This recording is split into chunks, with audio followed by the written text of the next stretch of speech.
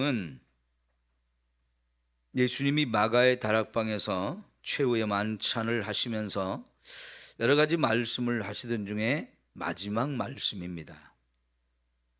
이 말씀 마치시고 마가의 다락방에서 나와서 겟세마네 동산에 가셔서 기도를 하시게 됩니다. 지금 시간은 깜깜한 밤입니다. 6월절 만찬이 저녁 식사이기 때문에 해가 진 후에 이 식사를 반드시 하거든요. 그래서 이제 마지막 이야기를 하고 깊은 밤인데 예수님은 제자들을 다 데리고 겟세마네 동산에 가셔서 기도를 하시다가 거기서 체포가 되지요. 그러니까 체포되기 얼마 전에 예수님이 이제 마지막으로 제자들에게 하시는 말씀입니다. 자, 여기 보면 내가 너희를 전대와 배낭과 신발도 없이 보내었을 때에 부족한 것이 있더냐라고 물으셨습니다. 여러분 10장을 한번 가볼까요? 누가복음 10장입니다.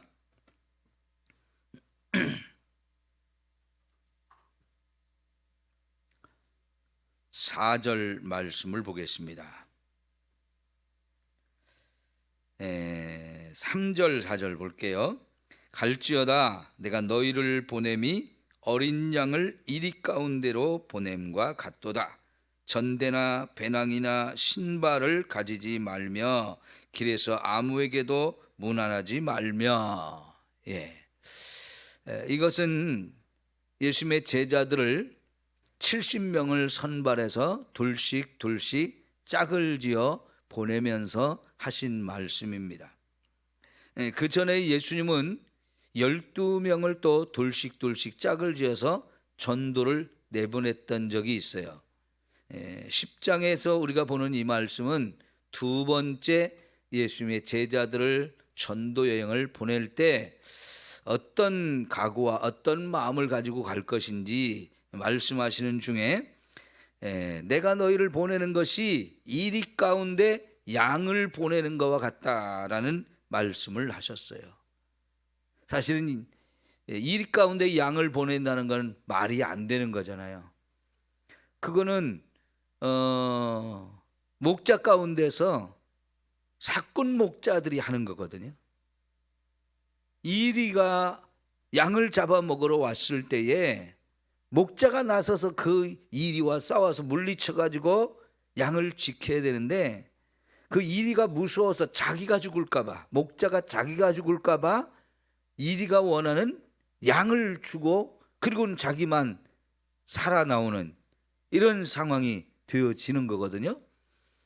여러분 양을 이리 가운데 보내면 결국 이리가 그 양들을 잡아먹게 되지요.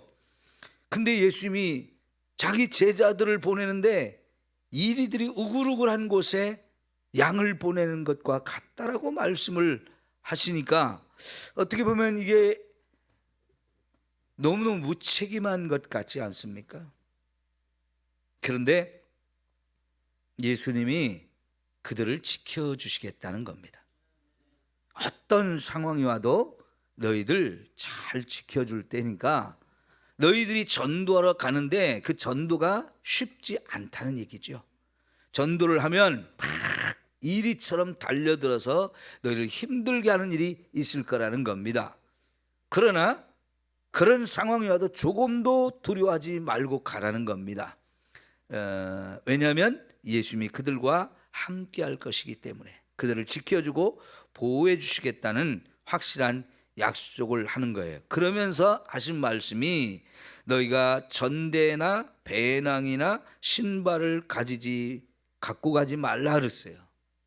전대를 갖고 가지 말라는 것은 돈을 가지고 가지 말라는 것이고요. 또 배낭을 가지고 가지 말라는 것이 배낭 속에 여러 가지 이제 여행을 하면서 필요한 도구들을 챙겨 가지고 가겠죠. 그리고 신발도 가지지 말라고 그랬는데 그 당시의 신발은 한 켤레 가지고 오래 신을 수 있는 신발이 되지 못했기 때문에 여벌의 신발을 가지고 가야 했어요. 옛날에 우리 집세기 신을 신건 거와 비슷하다고 생각하면 되겠죠. 근데 왜 길을 떠나서 하루 이틀 길이 아니고 여러 날 돌아다니면서 전도를 해야 되는데 돈도 안 가져가고 여행에 필요한 뭐 두 벌 옷이나 이런 갈아입을 옷 이런 것도 안 가져가고 이렇게 신발도 여분으로 가지고 가지 말라고 했을까요? 자, 7절을 보면 5절 볼게요. 어느 집에 들어가든지 먼저 말하되 이 집이 평안할지어다 하라. 만일 평안을 받을 사람이 거기 있으면 너희 평안이 그에게 머물 것이요 그렇지 않으면 너희에게로 돌아오리라. 그 집에 유하며 어떻게 하라고 그랬어요? 주는 것을 먹고 마시라. 일꾼이 그 삭슬 받는 것이 마땅하니라. 이 집에서 저 집으로 옮기지 말라. 이렇게 말씀을 하셨어요. 여러분, 전도 여행을 다니면서 이제는 먹기도 해야 되고 자기도 해야 되고 쉬기도 해야 되잖아요.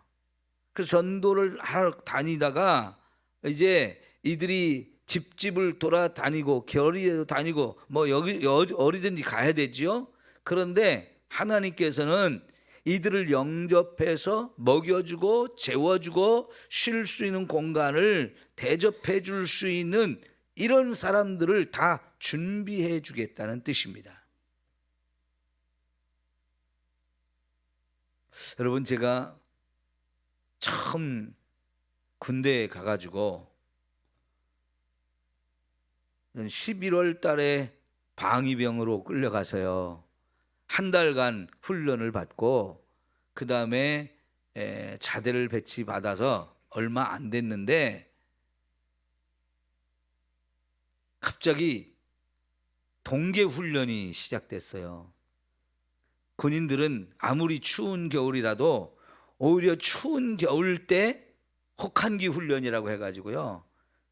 그 추위를 이기면서 견딜 수 있는 훈련을 하더라고요. 근데 군대 간 지 얼마 안 됐는데 갑자기 이제 혹한기 훈련이라고 일주일 동안은 그 일을 하는데 제일 먼저 시작한 것이 군장을 꾸려 갖고 나와 가지고 40km를 행군하는 거였어요. 처음 40km 행군을 하니까 진짜 힘들더라고요. 근데 그날 또 진눈깨비가 내렸습니다. 날은 춥고 진눈깨비 내리고 그러니까 군인들이 이제 그러면은 판초우위라고 해가지고 비가 오나 눈이 오나 이렇게 머리에서 발끝까지 덮을 수 있는 그런 우비가 있거든요. 굉장히 두껍고 튼튼합니다. 근데 그거 입고 이렇게 행군을 하면 엄청 더워요. 이 추운 겨울이라도 공기나 이런 것들이 전혀 안 통하니까 이게 그렇게 춥고 덥고 무겁고 그렇습니다. 근데 진눈깨비가 내리는 가운데 그걸 입고 이렇게 가니까요 얼마나 사람이 더 지치는지요.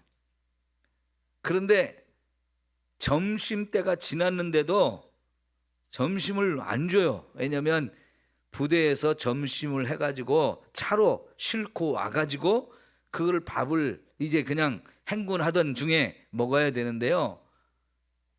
이게 늦게 오는 바람에 한 2시가 넘어가지고 어느 산골에 들어갔는데 산골 마을에 이게 시골이 하나 있더라고요. 거기서 일단 쉬면서 밥이 오는 차를 기다리는데 동네 사람들이 이게 웬일이냐고 군인들이 왔다고 다 나와가지고 막 몇 명씩 데리고 집으로 가는 거예요. 그래가지고 추우니까 양말 벗으라고 하고 집에서 이제 빨아놓은 양말 우리 갖다 주면서 신으라고 하면서 부엌에 아궁에다 불을 떼가지고 물을 끓이고 그리고 이제 밥을 데워가지고 주겠다는 거예요. 근데 그게 얼마나 고맙고 얼마나 감사한지요. 이제 행군이라고 하는 것은요, 이 사람들이 많이 사는 지역으로 다니지를 않아요. 사람들이 주로 살지 않는 그런 길을 선택해서 주로 행군을 하기 때문에 산길 이런 데를 주로 많이 다니거든요. 그래서 산동네로 이렇게 들어갔는데 거기에 동네가 있으라고 우리는 생각도 못하고 갔는데 동네가 있더라고요. 그러니까 그 동네 사람들은 군인이 그 동네에 처음 온 거예요.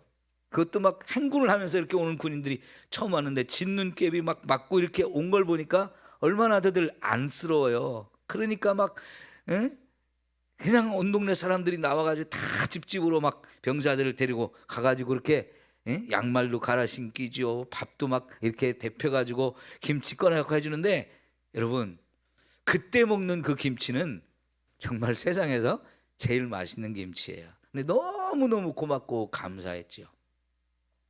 여러분 전도자들이 이렇게 전도를 다니면서 피곤하고 지쳤는데 정말 수고한다고 집으로 환영해가지고 먹여주고 마시게 하고 재워줄 수 있다고 하면 이거는 엄청난 은혜거든요.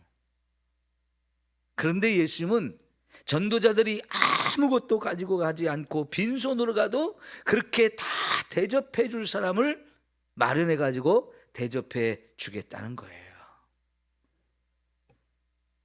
예수님이 이때의 제자들이 아무것도 가지고 갔는데 안 가지고 갔는데 빈손으로 갔는데 부족한 것이 있었더냐라고 묻습니다. 제자들이요? 아니 그렇게 부족한 거 하나도 없었습니다 라고 이렇게 대답을 합니다. 그런데 이제 예수님께서 다시 여러분 본문으로 22장으로 돌아오셔서 36절을 보세요. 이르시되 이제는 전대 있는 자는 가질 것이고 배낭도 그리하고 검 없는 자는 겉옷을 팔아 살지어다 그랬어요. 왜 이런 말씀을 하시나요? 이제 머지않아서 제자들이 또 전도를 하러 나가야 된다는 겁니다. 그들이 이제 이거를 위해서 전도를 위해서 예수님께서 그들을 뽑아가지고 훈련을 시켰는데 이제 예수님이 죽고 돌아가시고 난 다음에 부활하시고 얼마 있으면 이제 제자들이 예수님의 복음을 전하기 위해서 천하를 다녀야 돼요. 사도행전 1장에 보면 너희는 온 천하에 다니면서 여기 예루살렘부터 온 유대와 사마리아와 땅끝까지 이르러 내 증인이 되라 하면서 그들을 파송하잖아요. 이제 이런 때가 오는데 그때는 전대도 가져야 되고 배낭도 가져야 된다라고 말씀하시는 거예요. 왜 그럴까요? 전도하는 상황이 달라진다는 겁니다. 예수님을 죽인 사람들, 그들이 예수님의 제자들을 그냥 두지 않는다는 겁니다. 예수님을 죽였던 이 사탄의 역사가 더 심해져서 전도하는 게 그렇게 쉽게 되어지지 않는다는 거예요. 이 전도자들을 핍박하고 전도자들에게 고통을 주는 일들이 많을 거라는 얘기예요. 그러니까 여러분 앞에서 예수님께서 미리 21장에 이제 예루살렘 성전과 성이 멸망할 것을 말씀을 하시면서 동시에 종말의 때에 예수님의 제자들을 엄청 핍박할 것에 대해서 말씀을 하셨잖아요. 그 핍박을 이제 당하게 될 것이기 때문에 그럼에도 불구하고 전도는 해야 되고요.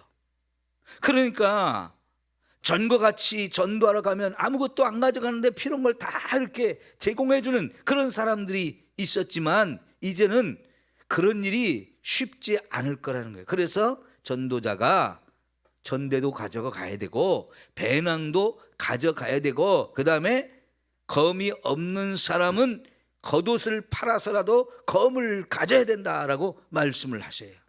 근데 여러분 이 말씀을 잘 이해하셔야 되는데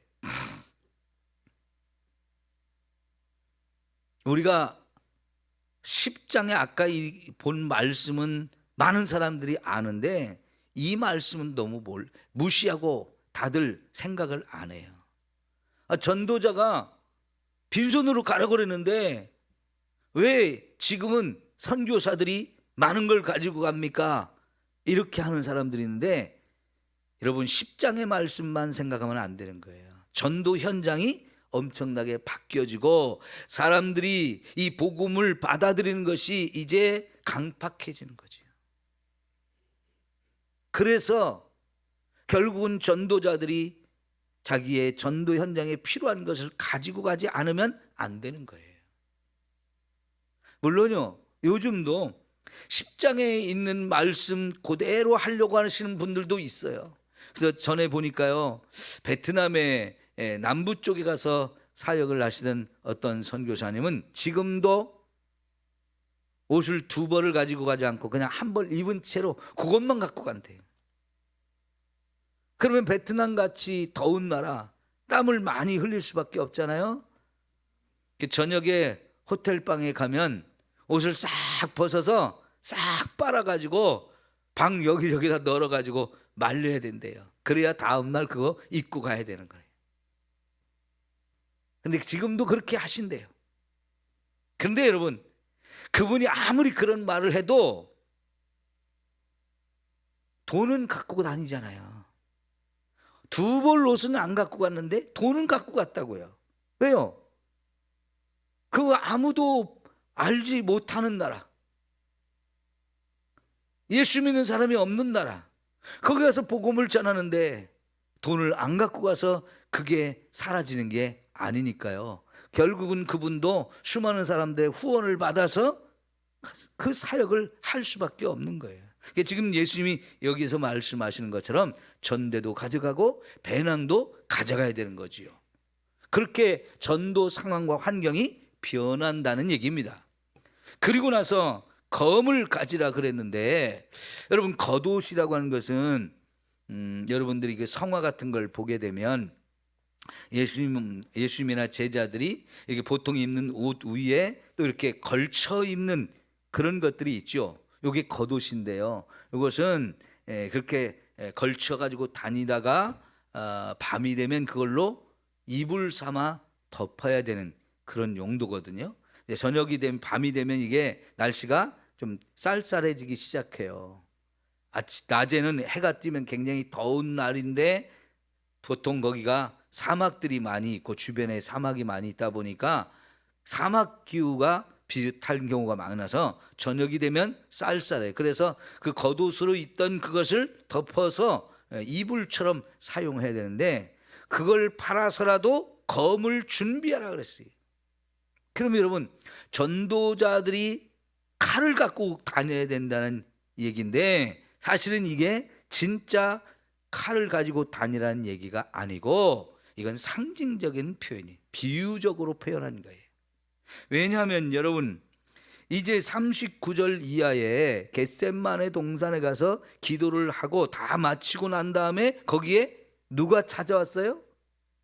가룟 유다가 예수님을 체포할 사람들, 병사들을 데리고 왔잖아요. 그래서 체포를 당하는 그 순간에 베드로가 어찌했어요? 칼을 빼가지고 그 사람 한 사람의 귀를 잘랐잖아요. 확 내려쳤는데 귀가 잘렸어요. 그때 예수님이 뭐라고 그랬습니까? 여러분 50절 51절 볼까요? 그 중에 한 사람이 대제사장의 총을 쳐 그 오른쪽 귀를 떨어뜨린지라 예수께서 일러 이르시되 이것까지 참으라 하시고 그 귀를 만져 낫게 하시더라. 베드로가 분명히 검을 가지고 있다가 예수님 잡으려고 하는 사람들 칼을 촥 내리쳤어요. 그때 한 사람의 귀가 잘렸는데 예수님께서 참으라고 여기는 그 말만인데 마태복음에 보면 무슨 말씀을 하셨냐면 칼을 가진 자는 칼로 망하리라는 말씀을 하셨어요. 그럼 여러분, 전도자가 칼을 가지고 가면 돼요, 안 돼요? 이건 안 되는 거예요. 전도자는 절대로 칼을 가지고 가지 말래요. 예수님은 그런데 왜 이런 말씀을 하셨을까요? 왜 검을 가지라고 말씀을 하셨을까요? 진짜 검을 가지라는 얘기가 아니고 전쟁터에 나가듯이 단단히 준비하고 가라는 얘기예요. 그만큼 전도 현장이 처음 너희들이 2번 이렇게 전도 여행을 했을 때와는 완전히 달라질 것이라는 얘기를 해주신 겁니다. 그래서 전도자들이 전대도 가져가고 배낭도 가져가고 그 다음에 이렇게 검을 가진 것처럼 전쟁터에 나가는 병사처럼 준비하고 가지 않으면, 마음을 단단히 먹고 가지 않으면 안 된다라고 이렇게 말씀을 하신 거예요. 그래서 검을 가지라는 얘기는 이게 비유적인 표현이라고 여러분 이해하시면 되는데, 자 여러분, 그 검 얘기를 하시고 나서 이제 예수님께서 내가 너희에게 말하노니 기록된 바 그는 불법자의 동류로 여김을 받았다 한 말이 내게 이루어져야 하리니 내게 관한 일이 이루어져 가민이라 그랬어요. 이왕의 칼에 대한 이야기가 나왔기 때문에 이제 그 말과 연결시켜서 하시는 말씀입니다. 여기 그는 불법자의 동류로 여김을 받을지어다, 받을 것이다, 이 말이 어디에 나오냐면 이사야 53장 12절에 나와요. 자, 이사야 53장 12절을 여러분 찾아봅시다.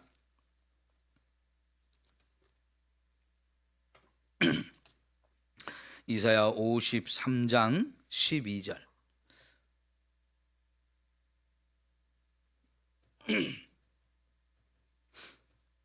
여기 이 말씀은요, 53장 전체가 예수님의 고난을 예언해 주는 말씀이잖아요. 굉장히 중요한 말씀인데 그 말씀의 12절, 그러므로 내가 그에게 존귀한 자와 함께 몫을 받게 하며 강한 자와 함께 탈취한 것을 나누게 하리니 이는 그가 자기 영혼을 버려 사망에 이르게 하며 범죄자 중 하나로 헤아림을 받았음이니라.